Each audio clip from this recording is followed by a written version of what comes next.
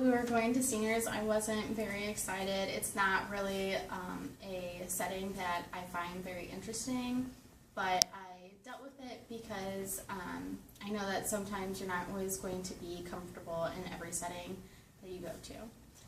While we were at seniors, I did do some grading for activities, and some of the ways that I did that was by giving more or less verbal or tactile cues.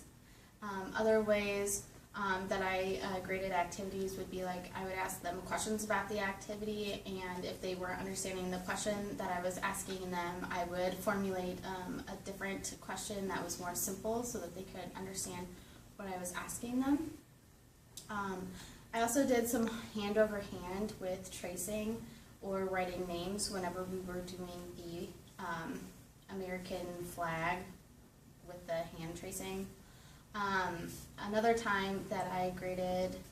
an activity was when I took my client and we went to a separate table with less clients so that the environment was less stimulating and she was able to focus more on the activity instead of the environment. While I was at seniors,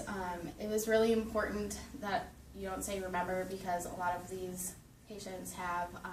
dementia. So I tried to keep that in the back of my mind, not to go too far asking like questions that might bring up inappropriate thoughts. Like I know Barb, for example, her son died a few years ago, and I didn't want to bring that up because I knew that, and I didn't want her to cry, so I made sure, not to bring up family too much or children in general so that she wouldn't get upset. When we were leaving seniors,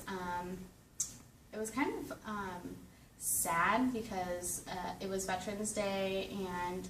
I actually really got to know a couple of the seniors pretty well, and knowing that we weren't going to be back there anymore was kind of sad because I was going to miss a couple of them, and it's something that I didn't anticipate, but I don't think I'll ever return there just because it's not my cup of tea.